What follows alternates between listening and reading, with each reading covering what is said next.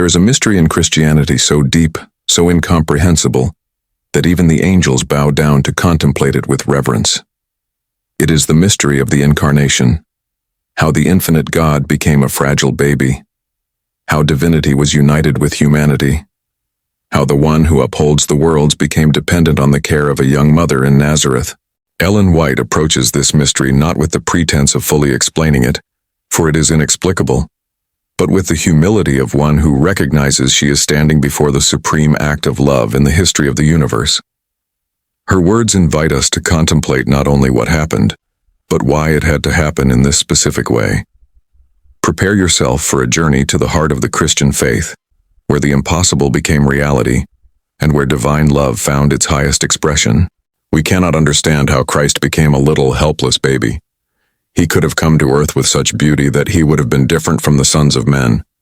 His face could have shone with light, and his form could have been tall and beautiful.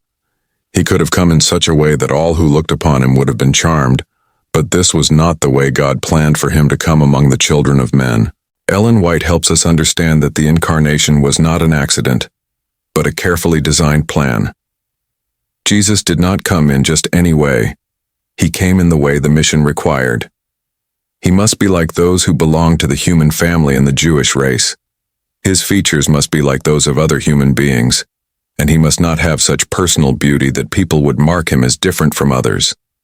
He was to come as one of the human family, and stand as a man before heaven and earth. But why was this likeness so important? Ellen White reveals the purpose behind this divine choice.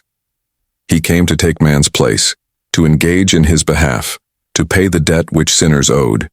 He would live a pure life on earth, and show that Satan had spoken a falsehood when he claimed that the human family was his forever, and that God could not rescue men from his hands. And then Ellen White brings us back to the most tender and paradoxical moment in all history. Men first beheld Christ as a baby, as a little child. The more we think about Christ becoming a baby here on earth, the more wonderful it appears. How can it be that the helpless little child in the manger of Bethlehem is still the divine Son of God?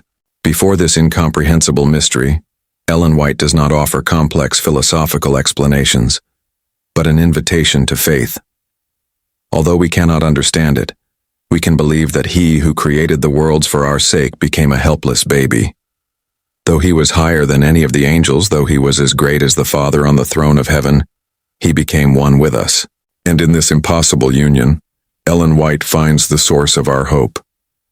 In him God and man became one, and it is in this fact that we find the hope of our fallen race. Looking upon Christ in the flesh, we look upon God in humanity, and we see in him the brightness of divine glory, the express image of God the Father. But White does not stop at contemplating the baby in Bethlehem. She leads us to understand the real cost of the Incarnation. Christ made an infinite sacrifice. He gave his own life for us. He took upon his divine soul the result of the transgression of God's law. Laying aside his royal crown, he condescended to come down, step by step, to the level of fallen humanity. Ellen White then takes us to the desert where we see the incarnate God facing the same temptations we face. Then Jesus was led by the Spirit into the wilderness to be tempted by the devil.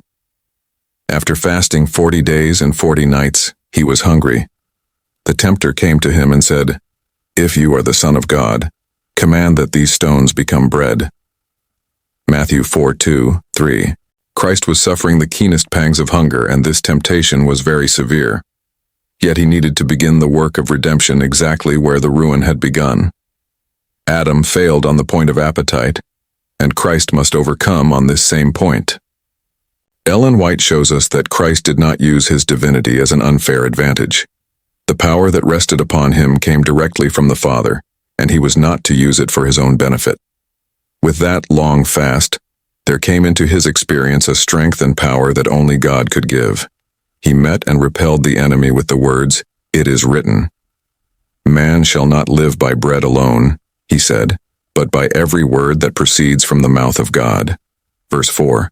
And then Ellen White connects Christ's experience with our own struggle. It is the privilege of all the tempted on earth to have this strength. The experience of Christ is for our benefit. His example in overcoming appetite, shows how those who would be his followers may be victorious. Ellen White explains why Christ had to suffer as he did. Christ was suffering as the members of the human family suffer under temptation, but it was not the will of God that he should use his divine power for his own advantage. If he had not been our representative, Christ's innocence would have spared him all this anguish, yet it was because of his innocence that he felt Satan's attacks so keenly. And then Ellen White reveals something profound about how Christ's suffering relates to our redemption. All the suffering that is the result of sin was poured into the bosom of the innocent Son of God. Satan was bruising the heel of Christ, but every affliction endured by Christ, every sorrow, every grief, was accomplishing the great plan of man's redemption. Every blow dealt by the enemy was recoiling upon himself. Christ was crushing the serpent's head.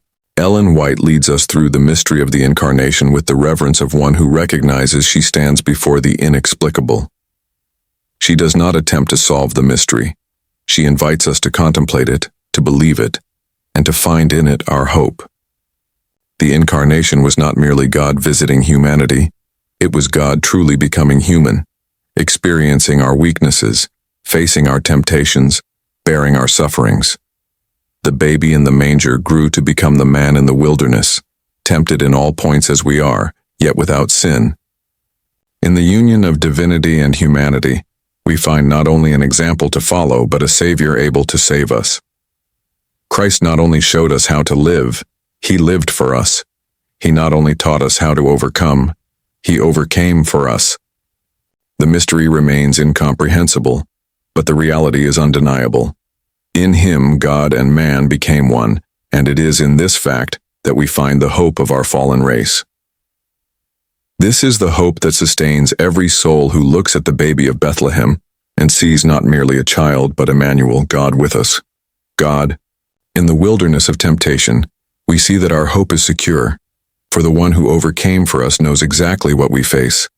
Every blow that Satan strikes against us has already been felt by Christ, and in his victory, we find the promise of our own.